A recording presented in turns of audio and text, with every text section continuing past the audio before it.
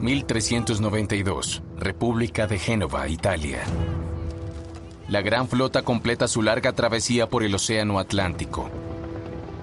Cargados de oro, los galeones regresan de su lejana colonia, el Nuevo Mundo Latino.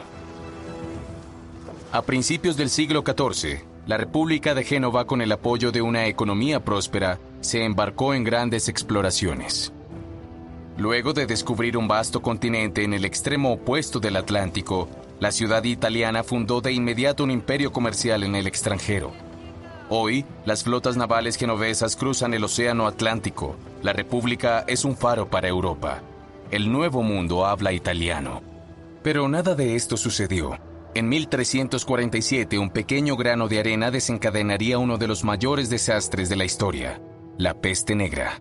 Nuestra historia no es más que una serie de increíbles eventos. Cada uno de nosotros puede influir en su curso. Desde el nacimiento de un imperio de 1000 años, hasta el ocaso de una civilización floreciente. Desde el genio creativo de un puñado de hombres, hasta una revolución cultural global. Desde las visiones totalitarias más oscuras hasta las guerras más aterradoras. Desde la heroica resistencia de todo un pueblo hasta la voluntad inquebrantable de una minoría. La más pequeña de nuestras decisiones puede influir en el futuro de la humanidad. Conocer el pasado es anticipar el futuro. Efecto mariposa. La muerte negra, el enemigo invisible. 1347, asedio de Caffa, a orillas del Mar Negro. Un ejército mongol catapulta cadáveres enfermos a los defensores. Diciembre de 1347, la plaga llega a Marsella, en Francia. En pocos meses infecta a todo el occidente. 1352, la plaga ha devastado Europa durante 4 años. Hay al menos 25 millones de muertos. Estos 3 eventos relacionados son momentos cruciales en la aparición y posterior propagación de la terrible muerte negra. Siglo VI, Constantinopla. Justiniano I, jefe del poderoso imperio bizantino, sufre de una fiebre desconocida. Nada, desde las gigantescas murallas de su capital hasta su inmensa fortuna, podría evitar la terrible enfermedad que está asolando a su imperio.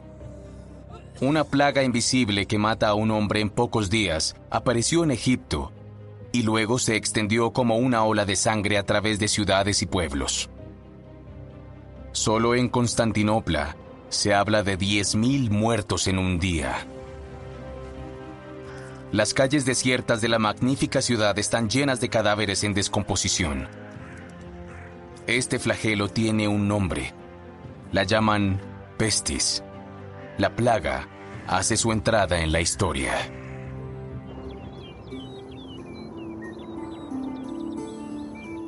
Principios del siglo XIV, Edad Media. Durante 300 años, Occidente ha disfrutado de un auge sin precedentes. Las condiciones climáticas excepcionalmente suaves bañan Europa con temperaturas cálidas favorables para las buenas cosechas. Es el óptimo clima medieval, también conocido como periodo cálido medieval. Los problemas de los siglos precedentes ya desaparecieron. La recién descubierta paz permitió el desarrollo de antiguas técnicas. Europa se cubre de molinos de viento. Los nuevos tejidos vigorizan la industria textil. Arados con la potencia de 10 campesinos en los campos recién despejados, grandes hornos producen hierro y acero. Se fundan nuevas ciudades. Magníficas catedrales se erigen en piedra laja. La explosión demográfica habla por sí sola. Con una población de 30 millones a finales del siglo IX, Europa cuenta ahora con casi 75 millones en 1300. Extravagante y enérgica, la sociedad medieval a principios del siglo XIV también es vulnerable. La década de 1310 marca el final del clima óptimo. Europa entra en lo que se llama la Pequeña Edad de Hielo. Pequeña Edad de Hielo. Bienvenidos a la memoria de la humanidad. Aquí podemos controlar el tiempo, analizar y comparar miles de millones de eventos y modificarlos para reescribir la historia sin cesar. Todos los eventos en nuestra historia, por pequeños que sean, se memorizan e interconectan. Solo se requiere que uno sea modificado para que los demás sean sacudidos hasta el núcleo. En nuestros días, la Edad Media a menudo es considerada como un periodo oscuro, de guerras permanentes y de enorme inmundicia. Sin embargo, este periodo, que abarca casi 1000 años de historia, tuvo varias facetas.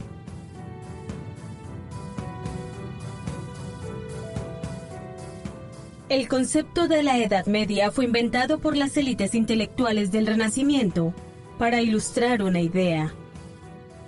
Su siglo estaba reavivando la luz de la civilización grecorromana después de las Edades Oscuras. Por el contrario, se referían al periodo precedente como la Edad Media, considerándolo mediocre, un mero interludio entre la Antigüedad y el Renacimiento. El término Edad Media, por lo tanto, es menos un veredicto científico que un juicio de valor que ha sobrevivido hasta nuestros días. En la Edad Media, la ciudad es un lugar de libertad, conocimiento y placer. También es un lugar de rara inmundicia. Mientras que las ciudades romanas fueron diseñadas y construidas según un plan general, las ciudades medievales experimentaron un crecimiento anárquico, reunidas alrededor de un núcleo defensivo y resguardadas dentro de una cortina de muros. Las autoridades consideran que la limpieza es un asunto individual. Sin sistema de alcantarillas subterráneas, sin administración centralizada de basura, sin regulaciones. En las estrechas calles, la basura se mezcla con la sangre de las carnicerías, las forjas y las tintorerías arrojando un hedor pestilente por el aire. Los vecindarios más pobres heredan las aguas residuales de los más acaudalados situados en terrenos más elevados. En el siglo XIII comienzan a pavimentar las carreteras, cavar las alcantarillas y prohíben arrojar basura al frente de las casas. Las cuestiones de higiene y salud pública se toman en serio. En 1220, el legado del Papa funda una facultad de medicina en Montpellier, Francia, que es reconocida en el siglo XIV como la mejor de la época. Así como las facultades de París y Bolonia, su conocimiento se desarrolla a partir de la medicina del mundo árabe, heredero de las antiguas escrituras de Hipócrates y Galeno. Las teorías de estos dos eruditos griegos de la antigüedad son tan antiguas y tan reconocidas que nadie se atreve a cuestionarlas. En el corazón de su pensamiento está la teoría de los humores. Un equilibrio adecuado de estos humores garantiza una buena salud. De lo contrario, extraer una cierta cantidad de sangre puede restaurar el equilibrio. Esta es la práctica de sangrado. Sumado a esto está la teoría de los miasmas, la creencia de que las enfermedades se propagan por el aire malo. Dominante hasta el siglo XIX, esta teoría no sabía nada acerca de la contaminación por contacto, el método de infección que favorece las bacterias. Las enfermedades actuales están bien documentadas y son bien conocidas. Los médicos tienen a su disposición una amplia variedad de medicinas basadas en plantas, pero hay pocos médicos y frente a enfermedades virulentas, incluso los mejores son impotentes. A menudo el único remedio es el descanso, una dieta equilibrada y casas bien ventiladas.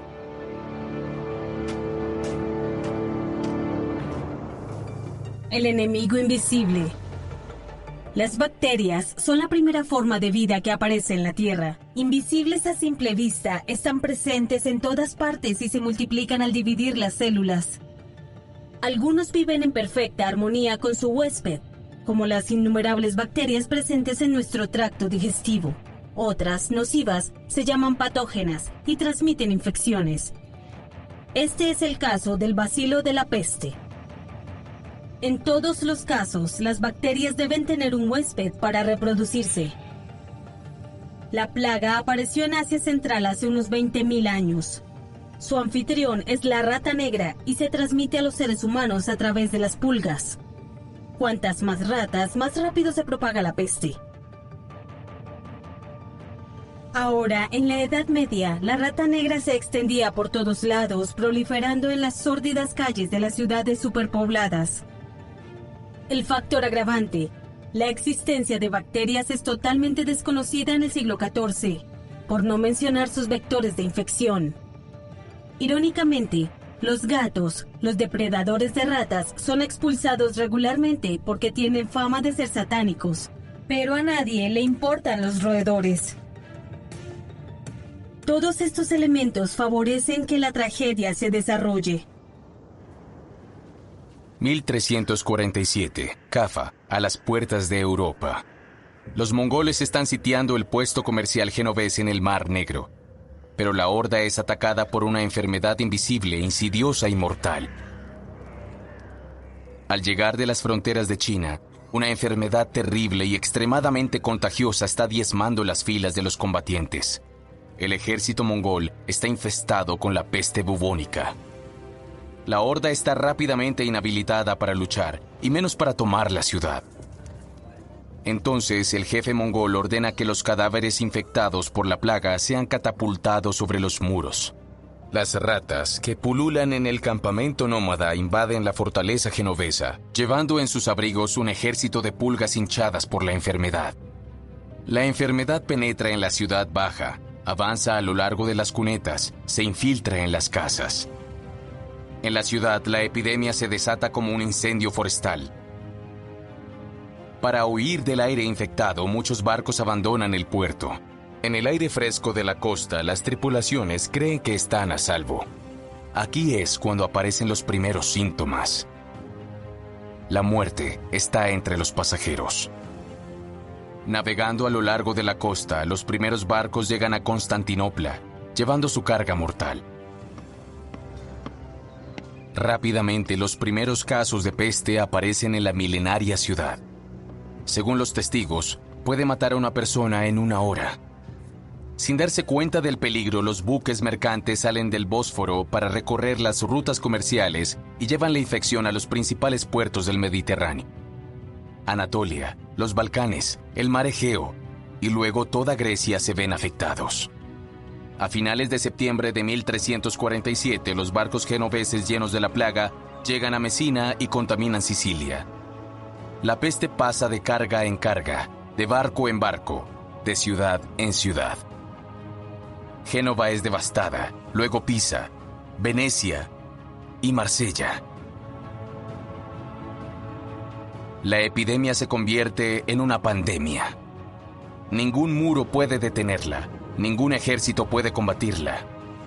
La peste arrasa las aldeas, viaja por los ríos, abunda en las carreteras. Desde Mallorca, la plaga se propaga a España, arrasa Túnez, ataca a Creta, Chipre y Egipto.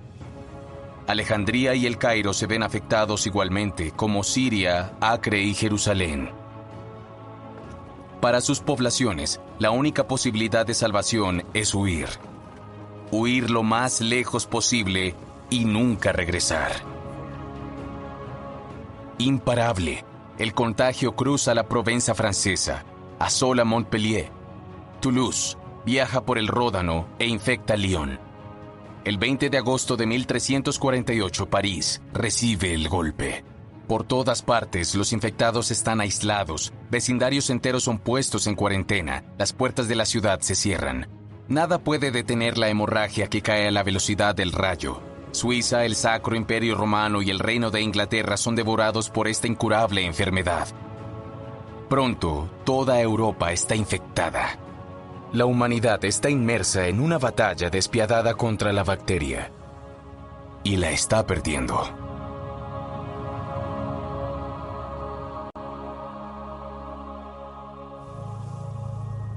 Acabamos de llegar a un punto de inflexión. Un punto de inflexión es un evento crucial, una encrucijada en nuestra historia en la que el mundo gira de un lado a otro. De una manera u otra, la peste habría llegado a Occidente. Pero al infectar a los defensores de Cafa, los mongoles pasaron por alto los métodos clásicos de progresión. La plaga usa el comercio marítimo para llegar directamente al corazón de Europa. Nadie tiene tiempo de prepararse para eso. Sin el asedio de Cafa, podría haber tardado años en llegar a Génova y alcanzar su plena expansión. La ciudad habría tenido tiempo de prepararse, tomar medidas para el confinamiento, no habría visto a su gente y a sus campos devastados por la enfermedad. Con sus recursos preservados, sus astilleros podrían haber continuado la producción de sus embarcaciones. La ciudad natal de Cristóbal Colón seguramente habría participado en grandes exploraciones. El Nuevo Mundo, descubierto por los genoveses mucho antes que los españoles, se habría cubierto de puestos comerciales genoveses. Un formidable imperio oceánico de comercio latino. América estaría hablando italiano. 25 millones de muertos. La peste negra destruye 1/3 de la población de Europa en 4 años. En algunas ciudades, los muertos superan los 1000 por día. Se manifiesta en 2 formas. Peste bubónica, cuyo primer síntoma son las pústulas, los bubones. Luego aparecen los trastornos nerviosos y psicológicos. Una temperatura tan elevada como 42 grados Celsius y una intoxicación sanguínea generalizada provocan la muerte de 2 de cada 3 personas infectadas en pocos días.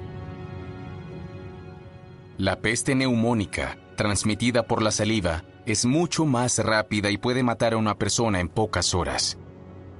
Las probabilidades de supervivencia son nulas. La persona enferma está condenada. De acuerdo con la teoría de los miasmas, se cree que la enfermedad se transmite a través del aire. Por lo tanto, se protegen los rostros cuando manipulan cadáveres o cuidan a los enfermos, pero nadie se protege del peligro real: el contacto físico directo con la bacteria y las picadas de las pulgas que a su vez han picado a las ratas. La peste elimina familias enteras. Los cementerios están saturados. Las fosas comunes se desbordan. Los cadáveres infectados se amontonan en las calles. Por miedo a la contaminación, las autoridades prohíben el movimiento, declaran cuarentenas y tapan las cargas contaminadas y las queman. La gente se encierra en sus casas, abandona a los muertos, arroja los cuerpos agonizantes a las calles desoladas. La muerte gobierna. Es hora de sobrevivir. Los sacerdotes y los monjes son golpeados directamente. Persiguiendo su ideal de ayudar al prójimo, están en primera línea. Pronto no queda nadie para administrar los últimos ritos a los moribundos. Surge un verdadero miedo comunal. Se comienza a hablar de un castigo divino, del apocalipsis. Los que practican la autoflagelación sostienen procesiones mientras se azotan a sí mismos para expiar los pecados del hombre y obtener el perdón de Dios. En toda Europa se buscan chivos expiatorios. Las comunidades se encierran. En todas partes se ve al enemigo. Nadie sospecha de los roedores.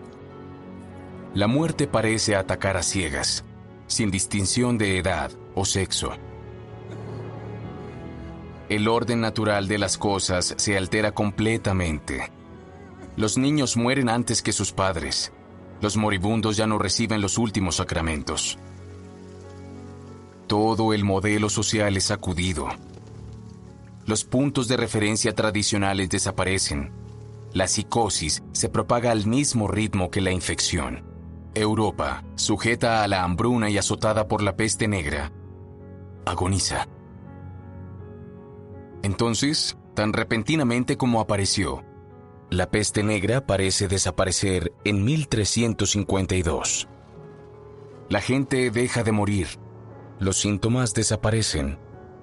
El bacilo de la plaga no infectó a toda la población, a menudo por la falta de huéspedes vivos para contaminar.